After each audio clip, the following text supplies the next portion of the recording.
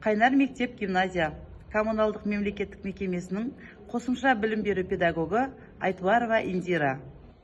Менің ұстанымым, жаратылыстану бағытында балаларға қосымша білім беру арқылы тұлға тәрбиесін дамыту дағдысын қалыптастыруда үш негізгі факторды қолдану.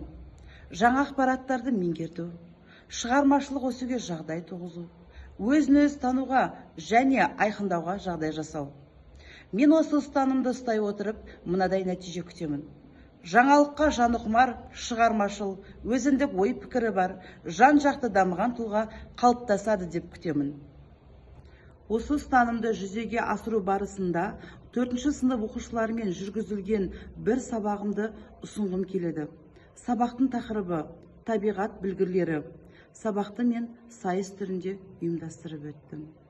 Оқушыларға табиғат ерекшеліктерін ұғындыра білу, табиғатты сүйе білуге, оны қорғай білуге, табиғатты аялап, қорғап, әсемділігін құрметтеуге тәрбиелеу деген мақсат қойдым.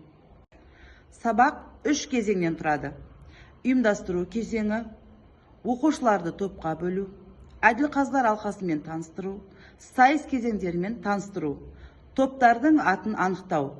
Топтардың аты алғырлар және тапқырлар тобы. Сайыс кезеңдерімен таныстыра өтейін. Бірінші, қызықты сұрақ жауап.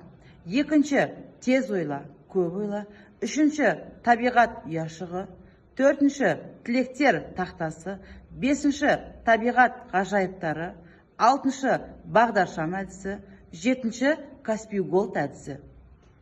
Қорытындылай келгенде, сайыста оқушылар тез ойла, көп ойла және Каспий Голд әдістері өте қызықты шыққанын атап өтті. Табиғат ғажайыптары кезеңінде гербарий жасау жұмыстары сәтті шығып, оқушылар белсене қатысты.